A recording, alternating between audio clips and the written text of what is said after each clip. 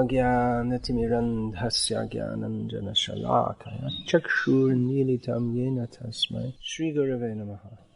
Many people are going past on the street, as you could see if you look over. You don't have to look over, you know already. What does everyone have in common? We go all over the world, what does everyone have in common? Well, most people have 2 eyes, 2 ears, a nose, a mouth, a front, a back, and all these things. Humans have many things in common. One thing that almost everyone has in common, but if we ask most people, they wouldn't even be aware of it, that everyone passes their life as if this life is all in all. We live and we die. Bhasmi bhutasya dehasya kim punar agamano bhavit. This attitude or this outlook on life was already thought of in a philosophical way many centuries ago. That when the body dies, it's burned. Well, can be buried also. And we won't come back again. It's a materialistic outlook. When we say this word materialistic, people generally think of people who are interested in getting lots of money and wearing fancy clothes and driving fancy cars and living in fancy houses. But in a broader sense, the term materialistic means non-spiritual, or taking this life to be all in all. So everyone passes their life like that, whether they're a great follower of fashion or an ordinary down-to-earth kind of person. Everyone lives their life as if, well, this is it, and then it's all over. So we have to enjoy ourselves, or do the best we can. Make the most of it. Live while you can. You only live once. This kind of attitude. Of course, many people, at least superficially, believe in life after death. But they don't act like that.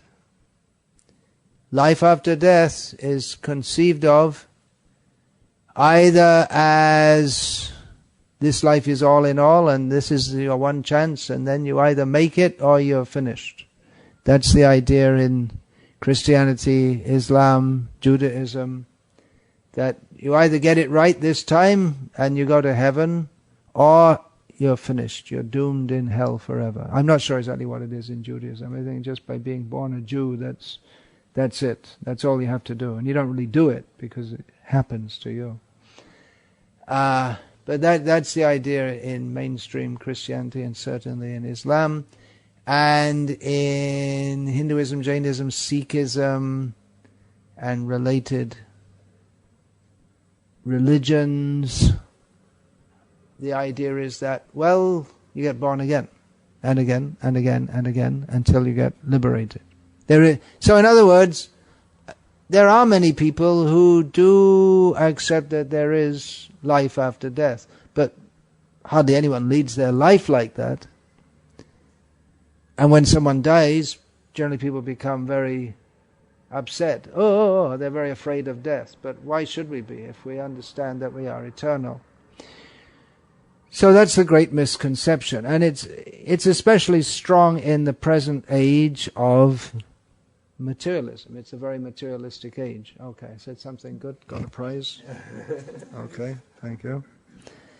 It's a very materialistic age. Actually, every age is materialistic because this is the material world. This is the world where we're living with the idea that, well, let's make the most of it. Let's enjoy ourselves. But it's a particularly materialistic age inasmuch as enjoyment of life measured in terms of getting money and all this kind of thing that's being promoted. Although for most people there's not really that much possibility of getting a lot of things to enjoy. It's just a question of getting enough money to put something in the mouth every day. And if you're lucky, have a roof over your head at night also. But that idea is there also. Get money, spend it, eat, drink, be merry and enjoy, for tomorrow we shall all be dead. So it's a very materialistic age, and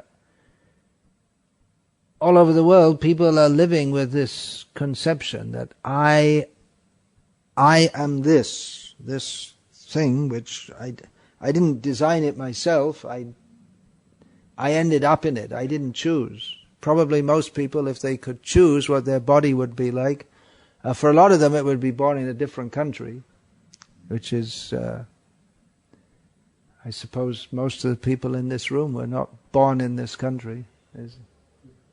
How many? Maybe three or four were born in this country. And most people would prefer their body would be a little fatter, or, well, not maybe fatter, but a little, they were not that word, a little less slender, or more slender, or taller, or shorter, or not many people want to be shorter. Not many people are very content with their bodies, and so they'd want it a little different. But we got it. Whatever it is, we got it. And we think that's me. I mean, we think so much we think it's me that we don't think it's me. If you get what I mean. We don't go around thinking, yeah, yes, this is me. We just take it for granted that this rather amazing contraption is me. But then it dies. As the saying goes, life's tough, and then you die. But, it's all a great misconception. Because we are eternal beings. Before this body was born, I existed. Before that body which you are parked in at the present time was born, you existed. We take so much care of, and the body, and we invest all our hope in it. It's really everyone's life is a tragedy, because everyone puts so much hope in their body, and then it just rots inside and outside. And you try to hold it together, and it doesn't hold together, and then it collapses, then it dies, and people don't know where they go. They never. Even if they superficially believe that there's life after death, no one takes it very seriously. They take this life very seriously. That's called Maya, illusion.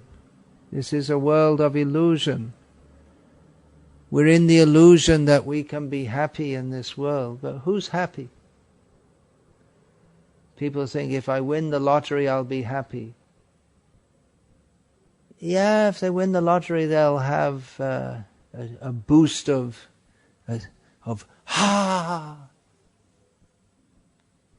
But then they get a lot of money, and it solves it may solve all the problems they had by not having enough money. But then they'll get another set of problems by having too much money, because it's just the nature of this world. It's full of problems. It's full of suffering.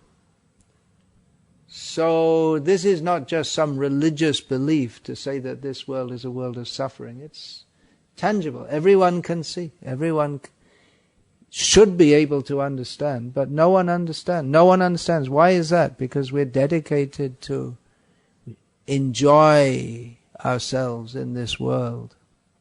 And we just take that as normal. That everyone else does it.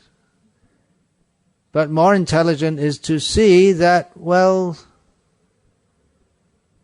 where's the enjoyment? Where's the happiness? In a world where there is birth, we grow up, we struggle, we get old, we die, and there are all kinds of diseases and problems in between. Where's the happiness? Kim sukham maratya dhaminam. Where is the happiness in a world of death? We go to school and they employ our intelligence. Actually, they make the intelligence very dull. Because if we are actually intelligent, we should consider these questions. But instead, the intelligence is directed. You learn all these subjects and you can get a job and earn some money and then you can enjoy yourself. No one says that, actually, but that's the idea. But no one's happy in this material world. So this misconception, the whole world, what do we all have in common? Everyone is in a great illusion of thinking that this life is all in all. I was born, then I'll die. And although we may speak of heaven or whatever, people put most stock in this life, which is like a dream. In dream you can maybe remember some vague things from it, and then you forget it. So in this life also, how much of our life can we remember? It's just passed away. What were you doing on this date 3 years ago? Can anyone say? No, you have no idea. Well, in my own case, I got up and chanted Hare Krishna. But where I was, exactly who I was with, and what conversations I had, what I was thinking about, it's just gone. Gone. And we die, then we get born again, and we forget. Just like we forget what we were dreaming of at night. During the dream, it seems real. So this whole life is like that. Amazing, isn't it? The whole world is all big cities and universities and newspapers. And what's it all about? And no one's got any clue as to who we actually are. What are we actually doing here? So this much we can see. There is birth, death, old age and disease. We can also see that we want to be happy. There's no one who doesn't want to be happy. Even if someone wants to kill themselves, why do they do that? Because they think life is so bad that it'd be better off I'd be more happy not existing. But they don't cease to exist. That's the great mistake. They go on existing. By killing the body, you can't kill the self. So everyone, actually every living being, not only humans, but every living being, even the plants, everything they do, and the plant can't do much except grow in different directions, but even that they do for the purpose of happiness. Every animal, plant, human, bacteria cell, whatever they do is motivated by the desire for happiness, which is measured as bodily pleasure, or avoiding distress, getting free from danger. But then, where is it? Kim sukham maritya dhaminam. Where is the happiness in a world of death? So there's a great misconception that everyone's going on under, and under this misconception that this life, this is me. And in this way we form friendships and maybe enemies, and we like certain people, we dislike certain people. We may think that I'm a Hindu and I don't like Muslims. And then in the next life you might be born as a Muslim and think, well, I'm Muslim, I don't like Hindus. It's all meaningless. Because one is born in a certain situation, one identifies with that situation.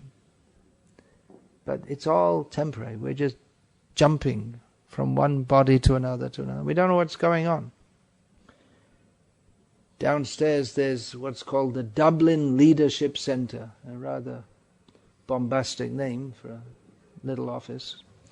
But I suppose the kind of thing that they teach in such advisory institutions is get a hold of yourself. Take control of your life. Well, we can't fully take control of your life, but to some extent we can. I mean, if I'm destined to die in 3 minutes, then there's nothing I can do to stop it. You may be there's so many cases of people who are very healthy and going on and making plans for the future, and all of a sudden they're dead. Oh! That just happened with Gopal Acharya. He's heading up our center there in Northern Ireland. His mother, 60-something, very strong, healthy, working hard all day, went for a minor operation. Doctor said it's fine. And he said, oh, actually it's not fine. We think she's going to die. And she did. All of a sudden. We never expected. So we can't fully take control of our life. There are many things we can't take control. Just like when it's time to evacuate yesterday's meal, it's very difficult to control it. Or if you can't get it out, it's very difficult to get it out also. So there are some basic functions we can't control, but to some extent we can. Take control of your life by not eating too much, for instance, or deciding to eat healthy food, healthy lifestyle. To some extent we can take control. And actually we should do. Take control of first of all, understand what is our life. What's it all about? What's the meaning of it all? You get born, you jump around like a cockroach for a few days, and then you die. So, what's going on here? From Bhagavad Gita, which teaches us that Janma Mrityu Jara Vyadhi Dukkha, this world is full of the miseries of birth, death, old age and disease. It's not a religious belief. It's a fact. If you say, well, I don't believe the Bhagavad Gita, I don't believe any religious scripture, but you don't believe, but still you have to suffer birth, death, old age and disease. It's not a religious belief, it's just a fact of life. So, we learn also this, how to practice yoga. It says yoga class. Please do not disturb yoga class in progress. But actually what's going on here now is much more important yoga class. That which is called yoga, in modern English, is generally considered to be some bodily exercises. But Bhagavad Gita is a book of yoga. Just like in every chapter they said, Srimad Bhagavad Gita Upanishadsu Brahma Vidyayang Yoga Shastra. It is a yoga shastra. It is a delineation of yoga. Yoga means to link, to join together. Joining what? Joining ourselves with that which we are missing. What are we missing? We're missing the knowledge of who we are, Brahma Vidya, knowledge of that which is eternal, beyond this material world. Aksharam Brahma Paramam. What is Brahma? That is Brahma, the supreme reality, is that which is encompassing everything. Akshara means everything, from beginning to end. Beginning to end, top to bottom, inside to out, outside to in. That is the supreme reality. So, how to link with that reality, which under the misconception of living in this world, we identify ourselves with this body which is temporary, and with the sufferings and distress which pertain to this body. Sufferings is more, and when we get a little respite from the suffering, then we call that happiness. Or happiness, it mostly is in our imagination. Just like if you win the lottery, you think, now I'll be happy. But no one ever became happy by winning a lottery. Or by any other method, actually, in this material world. The so-called happiness. Or even if people call it happiness, that turns to distress also. So, yoga means to link with that ultimate reality which we're all searching for. Happiness. Every living being is looking for happiness. The plant grows toward the light. The baby searches out the mother's breast. We come in the city and look at all the shops. What can I buy? How can I earn more money? Yoga means to link with the Supreme. To do that, we have to take control of our life. There are certain things that have to be done in every yoga practice. Actually, even this exercise yoga, this exercise part is taken from a whole system in which the first two, these are yoga asanas. What these exercises are called asanas or positions. But there are two things which come before that. Asanas, that there are 8 stages in this system of yoga, of which these exercises are taken. The first 2 are called yama and niyam, which means that before one is eligible even to do this exercise kind of yoga, which is actually not a very high level of yoga, it's just bodily exercises at this level. First of all, there are certain rules to be followed. That one has to, there are rules for living a very pure life. And that doesn't just mean taking organic food. That means that one should be pure in action, pure in thought. No stealing. One should be continent, chastity. There are so many rules to follow before one can even be admitted as a student, even to this kind of yoga. What to speak of the highest yoga? So, yoga means that process by which we come out of this misconception of thinking I am the body, and that by stretching it in various ways I can enjoy the body better, or at least be free from aches and pains.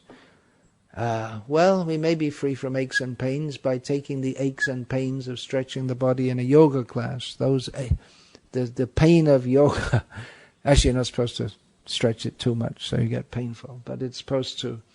And actually it may, to some extent, improve the health of the body. But real yoga begins, as Krishna teaches in Bhagavad Gita, by understanding that we're not the body anyway. This body is temporary. That doesn't mean we should neglect the body, as Krishna states in Bhagavad Gita. Natas tu yogosti, na chaikanta manashnataha, na swapna shila jagrasya, na swapna shila jagrasya. No, I'm forgetting the last line. If one eats too much or eats too little or sleeps too much or doesn't sleep enough, one cannot practice yoga, any kind of yoga. Naswapna jati shilasya. Yeah. So, for yoga practice that requires purity, that requires knowledge. First of all, knowledge of who we are, what we are. So that's the first teaching of Bhagavad Gita, to understand that it's a very simple thing to understand, that this body is temporary, but I am eternal. I am a spiritual living being. Before this body existed, I existed. When it dies, I will continue to exist. And this life should be spent in such a way that we don't have to get born again. We go to that existence where there is actual happiness, where there is no birth, no death, no old age, no disease. That is the proper use of human life. And if we don't utilize human life for that, then we have to get born in a non-human species. Why is that? Well, we get what we deserve and what we desire. If we desire just to enjoy the senses, let me enjoy. by eating, by lots of sleeping, by sex, then the human body is not so suitable. Other bodies are more suitable. Monkey body is more suitable for sex than a human body. Even a dog body is more suitable. Animals, they don't have to go to work, they don't have to pay taxes. You might think, well, it's better to be an animal. You get all the same things. So people who are not interested in elevating their consciousness, they go to lower species. This should be taught in the schools. This should be taught in the yoga classes. This should be taught everywhere, to everyone. Because human life is very rare. But who is teaching? No one's teaching.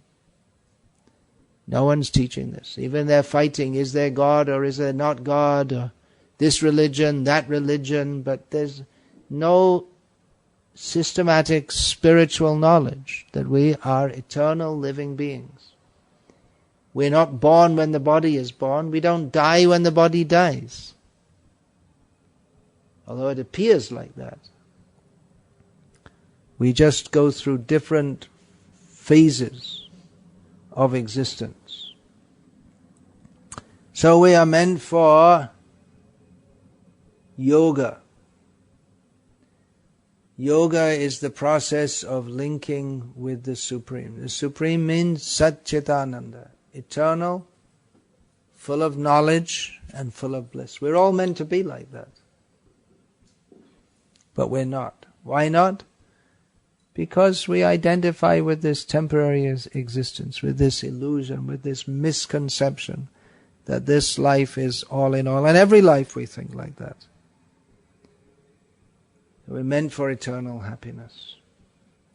So that is taught in Bhagavad Gita. That is the first book one should study, or the basic book of all knowledge of actual yoga, of actually understanding the purpose of life. Bhagavad Gita is also much misunderstood. Krishna is the speaker. And in Bhagavad Gita, he clearly establishes that he himself is the object of yoga. The ultimate, supreme person who is eternal, full of bliss and knowledge, with whom we have to link, is Krishna. But most supposed students of Bhagavad Gita don't want to accept that, because that tendency to think that I can enjoy, let me enjoy, that is very, very strong. That's called Maya or illusion. So even people who understand that, well, this endeavor to enjoy this world, it's actually a cause of suffering in the world, still most of them don't want to accept the full cure. They may think that, okay, let me stop enjoying this world, then I'll be liberated from it. But there's more. We have to acknowledge that we are infinitesimal living beings dependent upon the infinite, infinitely powerful, infinitely beautiful, infinitely loving living being, and that is Krishna. Mostly people don't want that. Even if they're spiritually inclined, but not too much. They want to be free from the suffering. Their main motive is to become free from the suffering of this world. But the suffering of this world is caused by forgetfulness of Krishna. We're all intrinsically linked with Krishna. And yoga means to be re-linked with Krishna. Now, how is that possible, to be linked with Krishna? Krishna is supreme, we're infinitesimal, we're linked by service. But people think, no, I don't want to do service. I want to be free from all this. But we're not free. We're not in control. We can take control of our life to a certain extent. We can decide, okay, now my life is meant for self-realization. Or now my life is meant, I'm going to clean it up. I'm going to stop drinking and smoking and all these kind of things. We can take control of our life. But we can't fully take control of our life. To some extent we can. We have some minute independence is granted to us. But basically we're control beings. We didn't choose where we got born. We didn't choose how we got born, in which country, what kind of body we have. We can choose how to live our life in such a way that we can be elevated in the next birth. But that's also not under our control. We can't dictate that, okay, I'm going to do this kind of yoga, and then as a result of that, I will decide what I'm going to do in the next life. Actually, those who are very powerful in yoga, they can to some extent even decide where they're going to go in the next life. They may get that power, but only within the material world. So what's the use?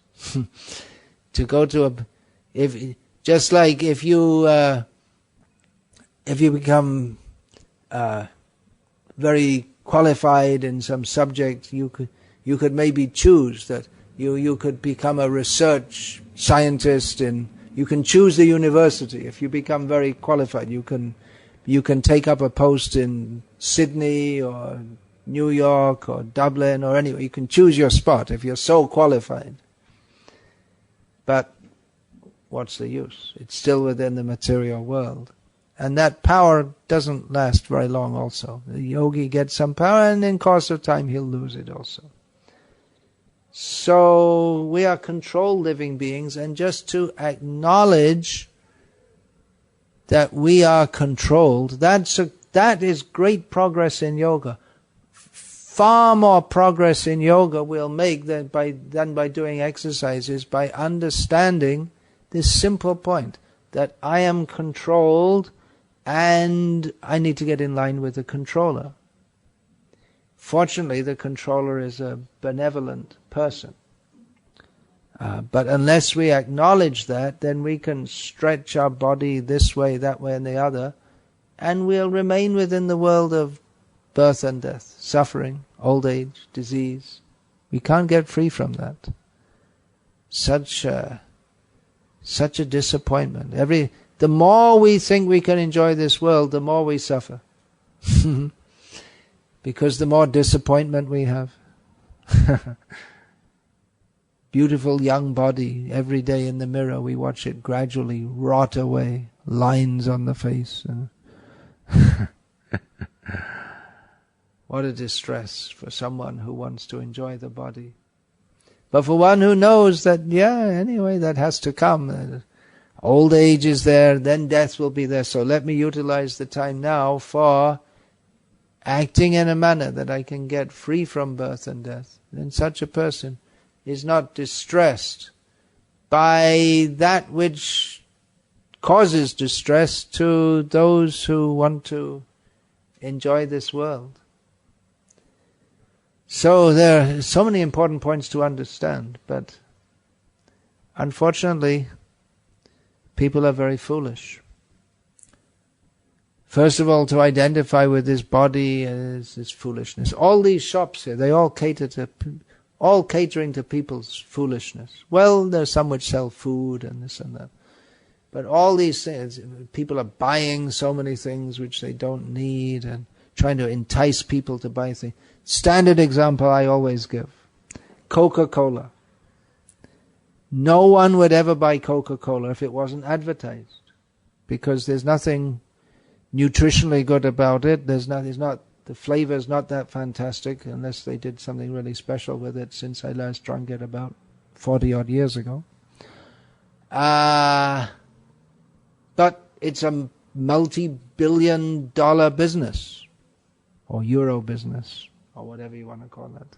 Why is that? Because it's advertised. That means people are stupid. Something they don't need and they don't want because they have some silly adverts, and Coca-Cola specializes in having particularly silly adverts because there's nothing substantial they have to offer.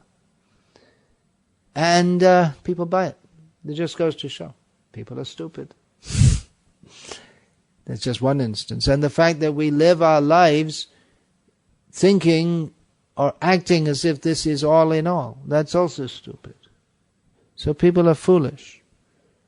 And even if we give this very clear knowledge, actually what I've just said now, I think you can all understand. There's nothing very difficult to understand. I mean, from the intellectual platform, there's nothing I've said that's very difficult to understand. It's all very straightforward.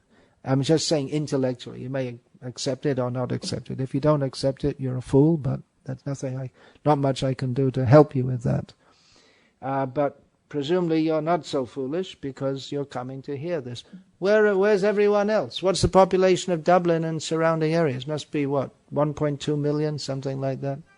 Something like that, if you include Greystones and all these places. Does it stretch up to Swords now, the urban sprawl? Probably. So, where are all the people? This should be in a stadium. Everyone should be listening. Who's interested? No one's interested. Hardly anyone's interested.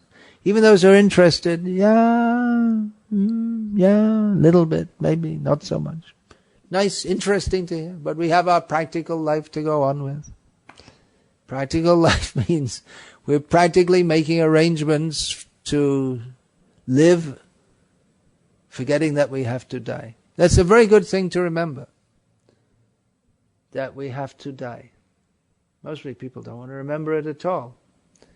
If there's something which people are looking forward to very much, sometimes they count the number of days, and each day when they get up in the morning, they mark how many more days to go, and it becomes less by one day, obviously, each day.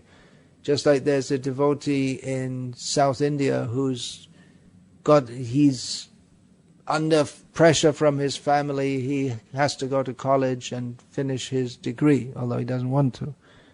So every day since he began the course, 4 years, he has marked up how many days left, and it's going down one day. So we could set expect life expectancy. I expect to live to 70 or 70. Most of you wouldn't get that, not being what we call native English speakers. 70. And nowadays the average lifespan is supposed to be 80 something in these Western countries. Of course they don't include all the abortions, which if you include that, but they don't include aborted babies to be people, then it would come down quite a lot. So say I'm going to live to 80 years.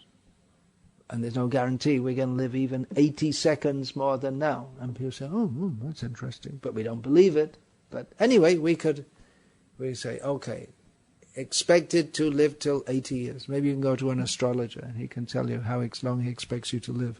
The only problem is if you go to 3 or 4 astrologers, they'll probably tell you different things. Just stick to one. Then you say 80 years. Okay, what's my life? How many more days? A few thousand days. Every day, less. And before or after. It's unlikely on your 80th birthday. But anyway, it'll give some idea. Tick, tick, tick, tick, tick, tick, tick, tick, tick, tick, tick. One day the clock breaks down. No more ticks. The body is dead.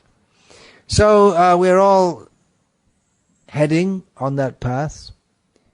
What's next? Who's thinking about that? What happens? We should think. This whole life should be a preparation for the next life, for what comes next. Human life is the possibility to rectify this whole situation of getting born in different bodies. What a waste of time. Being born as a chimpanzee and jumping through the trees and making big teeth at other chimpanzees. And being some bacteria in someone's intestines. And how many lives have we been through? The human life is the opportunity to finish all that. So this yoga begins with knowledge. That's why we speak this knowledge. This is not a religious belief that we get born and we die and we suffer, as stated in Bhagavad Gita. It's not a religious belief. It's a fact.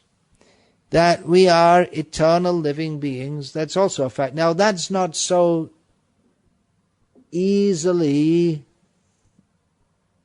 observable as the fact that we're born and we die. Now no one can deny that we are born and we all die, but that we're eternal, well, that may be more difficult to understand, especially when we're raised in such a foolish culture as this one, in which the idea is that, well, you're born and you die and that's it, one life, then it's all over. But in Bhagavad Gita begins with this knowledge that I was going to say, explaining how we're not the body, how we're eternal living beings. It's not a difficult thing to understand. Not a difficult thing to understand means that we see the body is born, it grows, gets older, and it dies, but the person stays the same. The body changes, the mind changes, the person stays the same. And so, death is just another change. The person is an entity different from the body. The body and the soul are joined together for some time, and when the soul leaves, that is called death. Otherwise, why should the body die? And then we go to another body, because the soul is anyway, it's not dependent on the chemicals. Scientists or atheistic scientists are always trying to find out what is the cause, what is the secret of life. And they've come up with different theories, and then they find they're wrong, and then they come up with another. They always have some other theory, but they never accept that actually the life in the body is something completely different from the body. They have different theories. First of all, they thought it was the blood cells, and then they thought it was the enzymes, and then other proteins, and now they say, well, it's all something to do with the neurotransmitters. As long as they don't understand it fully or in more detail, they're confident that they can define life in terms of something going on in the body. But then they always find out, well, that doesn't really, DNA, that was supposed to be the explanation of life, but then no, that's not it either. And actually this body is just a machine, but life is different. Even the common person, without being a big scientist, they can understand, if they just thought a little more deeply than their very shallow, normal way of thinking, can understand that the body is not the person. Because when anyone dies, people say, he's gone away. In every language of the world, whatever your language may be, there are probably about 6 or 7 different languages that are the native tongues of those present here. Whatever language may be your home language, when someone dies, you say, they're gone away. So everyone understands that. What does that mean? The soul has left. Otherwise, why do you say gone away? The body remains there, gone away. So everyone understands it, but we don't want to understand, or we don't try to understand, because we're so fascinated by the miserable prospect of trying to enjoy this world. That's why in yoga, as I was saying, before even you do all these asanas, the first thing is to follow some rules and regulations. That's the first thing. That helps to purify one's consciousness. One can't have purified consciousness if one is eating a completely irregulated life, performing sinful activities. There has to be some purification. And there has to be knowledge. Traditionally this yoga, it's not just the different exercises that are taught, but there's knowledge, spiritual knowledge is taught. So it's really a big cheating, this whole exercise yoga. I mean, they could call it something else, But to call it yoga, it's really a misuse of the word yoga, because yoga depends on the knowledge, it begins with the knowledge by which we understand that we're not the body, we're eternal, we're meant for eternal life. So this Bhagavad Gita, this is the basic book of spiritual knowledge which teaches us yoga. And the full meaning of yoga is to link with the Supreme. And the Supreme, what is that Supreme? People like the Supreme and they have some vague idea. But the Supreme is actually Krishna, who our first stage of linking with him is to submit to him. But this is a very tough thing for most people. Oh, have to submit. Yeah, we have to submit. If we don't submit to Krishna means what? Means we should do what he instructs us to do so that we can be purified and happy. Generally, if we say submit, we think, oh, that's something horrible. But to submit to Krishna is not horrible, because Krishna simply wants us to do what is good for us and which will make us happy eternally. So it's not horrible. But the idea that we'll submit, we just rebel against it, because another facet of our stupidity, actually, that Krishna gives us very good instruction, but we don't want to take it because we think, well, I can be happy. Let me be happy by myself, without Krishna. So Krishna's instructions are very simple. We should chant his names. We should take only food offered to Krishna. We should do everything in our life so that we can remember Krishna. And apart from Bhagavad Gita, there's so much literature to give us information of Krishna, the supreme blissful person who is inviting us to join him in his eternal activities in the spiritual world. So this is real yoga. Yoga begins with knowledge that this whole material existence, it's everything everyone is doing is just based on the misconception that we can be happy in this world without Krishna. So that's knowledge, and then there is action, what to do, how to live our lives in consciousness of Krishna.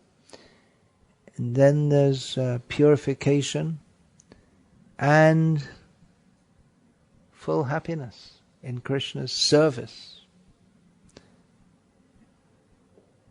And we can simply offer, please take to it. We can't force anyone. It has to be taken to voluntarily. People voluntarily come to yoga classes because they think they will be benefited by that, and in a bodily sense they will be. But then, if we're not the body, it's not really, which is a fact, then we're not really benefited. Although, again, as long as we are in this body, we should look after it. But the highest benefit, full yoga, is to link with Krishna by performing Bhakti yoga, the yoga of pure devotion to Krishna. So anyway, that's a big topic. Many things. Many things to be learned. Many things to be learned. Not only in this life, in life after life, everything we've learned is all wrong. Or the whole idea that we should be happy in this world, and everything built on that conception, it's all wrong. That means all the history, geography, mathematics, chemistry, biology, whatever we've learned, it's all wrong, it's all on the wrong basis. So we have a lot to unlearn and a lot to learn. But that learning is also, it's not some nasty academic grind. It's very happy. Susukam kartamavyayam. This performance of Bhakti Yoga, it's a very joyful process. So, Hare Krishna. Is there any question about this, please? They say that what's spiritual in the beginning is what's material in the beginning is like pleasure, is bliss, and in the end is like poison. Well, that's specifically stated about happiness in the mode of passion. What seems like nectar in the beginning, it turns to poison in the end. And what seems like poison in the beginning seems like nectar in the end. So just like, for instance, if you think, let me work hard, get a lot of money, and have lots of hopes, and then it'll be great, life's going to be so wonderful, and it all ends in disappointment, inevitably. And happiness in the mode of goodness seems like poison in the beginning, because we have to restrict ourselves from sensual enjoyment, but out of that comes nectar, deathlessness. Out of the strong came forth sweetness, the dead life. But in Krishna consciousness is even above this mode of goodness, so it's nectar in the beginning. Although we may find it tough also, following all the things. But actually, if we just throw ourselves, from the very beginning, if we take wholeheartedly to Krishna consciousness, we'll find everything's very blissful. So what were you going to say? Just how to overcome, because it means it how to overcome. Well, when you're presenting that people should take to Krishna consciousness. How to take to Krishna consciousness. The initial reaction then is that, well, this is like poison. It's like poison, yeah. They'll think, oh, well, I have to submit myself to some authority. That is required. How to overcome that? Well, one way to try to overcome it is not to present it, but you don't really overcome it because you don't give Krishna consciousness. So, how to introduce it? Well, by speaking like this, those who are sincere and honest and understand that, they will take to it. And also not just by lecturing that, hey, you got to do this, but engaging people in Krishna consciousness and singing, dancing, serving Krishna, which is very joyful. It's not just lecturing from a pulpit, but living actually in Krishna consciousness. So knowledge must be given. We can't avoid if we think that, well, people don't like to accept this knowledge, so let's not give it. And then they can't be benefited. If we just tell them in a roundabout way, or just tell, well, you just chant Hare Krishna, and don't tell them these important points of the eternality of the soul, of the dependence of the soul upon the Supreme Soul, Krishna. If we don't tell them that and just tell them to chant Hare Krishna, but that chanting it'll never come to maturation unless people have an understanding of the need to surrender their life to Krishna. So that has to be said. If we avoid saying that, then we're not actually presenting what people need to know. There is a tension between presenting what people need to know and what they like to hear. Generally what people need to know, they don't like to hear. But still we have to tell them. Maybe there's some way to give some sugar with the bitter medicine. But we can't avoid to tell people what they need to hear. Otherwise, if we have what they need and we can give it and we don't give it because we think they won't like to take it, then no one can be benefited. And we can't expect many people to come. That's also stated in Bhagavad Gita. You can't expect many to be that serious. Actually, many can participate in Krishna consciousness in this joyful process. It should be a mass movement, but those who are going to be very serious, it may not be that many. Yes, please. You're highlighting the point that it's joyfully performed as well. And Krishna does say that a lot in the Bhagavad Gita as well. So in the third chapter, we're studying Bhagavad Gita be thou happy by performing this circuit. Well, that's happy on the material platform, yeah. It also says that you can also be happy in this life, and Yeah. also, go to the. Yeah, Krishna is talking there about the Vedic process, which is the slow process of elevation. But more clearly in the 9th chapter that I quoted, Raja Vidya Raja Guhyam Pavitramidam Uttamam Pratyakshavāgamam Dharmam Susukam Kartam Avyayam. This knowledge and the practice of it is very joyfully performed. But if we think that if we put our own happiness first, it doesn't work. The happiness comes from submitting to Krishna. And if we think, let me perform Krishna consciousness in a way that I'll be happy, then it doesn't work. It's our consciousness is back to front. We always put ourselves first. But Krishna consciousness means putting Krishna first, because He is first. We are dependent on Him.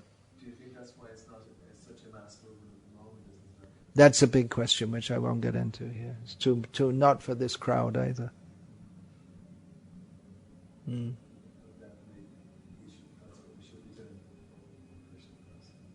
Put Krishna first, yeah. If we don't put Krishna first, then we get birth after birth until we get this point that I'm meant for Krishna. Yeah, anything else? Maybe this is not exactly on the topic, but Krishna in Bhagavad Gita says that, there's nothing outside of Krishna. In that sense, everything comes from Krishna. And he also says, always remember me and see me in everywhere. How do you see Krishna in things which are not nice? In one sense, everything is non-different from Krishna. Krishna says to see Him everywhere. How can we see Krishna in things that are not nice? Well, what do you mean by nice? Is that judged by our own understanding? Maybe even by the understanding of the scriptures. Well, what would you say is not nice? Sinful activities. Sinful activities is not nice. Okay. So what are sinful activities? Those who implicate pain on oneself and on others. Sinful activities are those which cause pain to oneself and others. Okay, but what's the core definition of sinful? Even you might say, well, if I give a piece of chocolate to someone, is that nice or not nice? It's a tricky one. Because it's giving food, but maybe it's not the best food to give. Okay, well, it's giving a glass of milk to someone. Is that nice? Or not nice? If they need, yes. If they need it, it's nice to give it to them.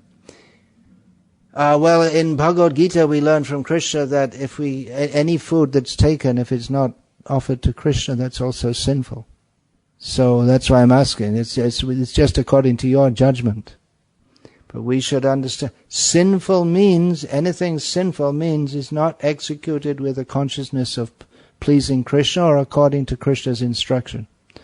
So we can see also, first we should understand what sinful means, and what nice means. That which is not nice means that which is executed without consciousness of Krishna. So everything's in relationship with Krishna. Either people are acting in consciousness of Krishna or not in consciousness of Krishna. So always we can understand that, always we can understand the manifestation of Krishna. That which causes perpetuation of our suffering in this material world, that is not nice. Why is that? Because of lack of Krishna consciousness. So we can see Krishna everywhere and in everything. That's actually what you're saying is a basic mistake. The idea that God manifests just as nice things in this world, that's called in the Christian theology the problem of evil. If God is good, why is this world bad?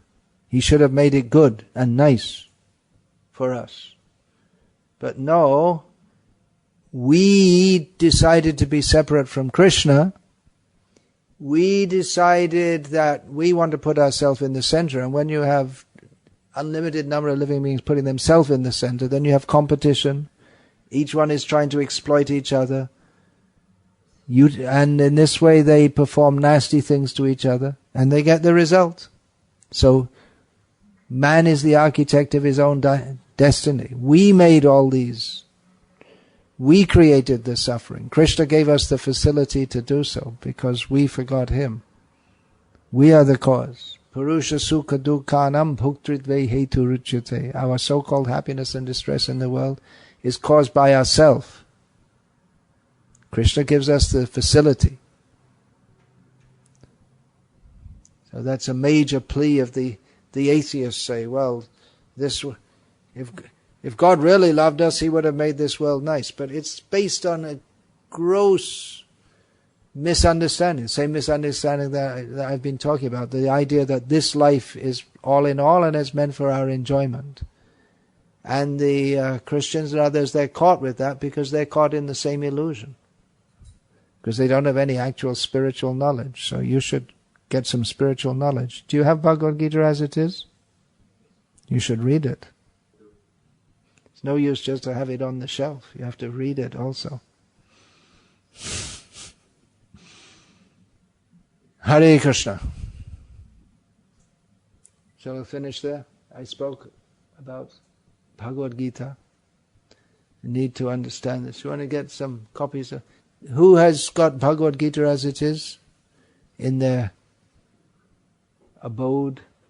If you don't have, and you've had the patience to sit through this talk, then you're a good candidate for having it. But you have to read it also.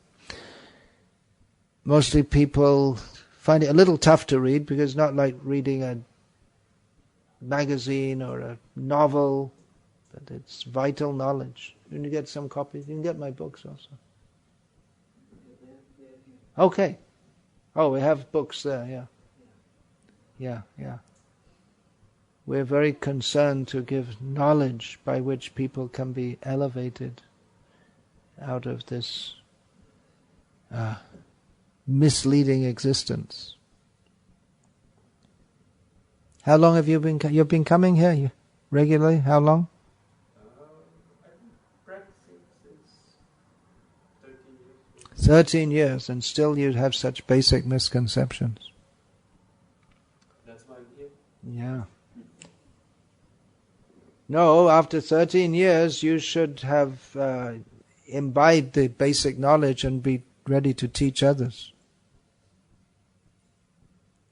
So you should get your spiritual life on a moving better. Imbibe this knowledge, practice it. They say, I've heard it said that Krishna makes the world perfect in that it's designed to bring the living entity back out of illusion in the quickest possible way without removing their choice. Yeah, Krishna designed this world to facilitate the forgetful living beings' forgetfulness of him, and at the same time to try to remind them that actually you're not meant to be here, and to bring them back to, bring us back to where we belong, back to home, back to Godhead. Krishna's arrangement. So that's maybe that's what I was looking for. The answer. I appreciate the other more important answers you gave, but seeing the things which are not so nice in this world, and understanding that they are not nice because Krishna wants to give us some benefit. Yeah, suffering we should understand. But even the so-called nice things of this world, if we don't see it in relation to Krishna, that's also a cause of material bondage. The sunset off the coast of Ireland is supposed to be, especially some parts of Ireland, are supposed to be very beautiful if it's not raining. But people go, I know, to the west of England in the summer. They go in Cornwall just to see the sunset. And it's supposed to be very beautiful. All things wise and wonderful, all creatures great and small, all things what is that? All things wise and wonderful, the good Lord made them all. So, yeah, but if we see it, that God made this for us to enjoy, then it's a very poor standard of theism. That's why in standard Christianity that idea has come, God made the animals for us to eat. Why did God make animals? So we can eat them, so we can enjoy them. It's a complete misunderstanding. The idea that this world is made for us to enjoy. So, it's a basic misconception. Undoubtedly, some things in this world are more pleasant than others.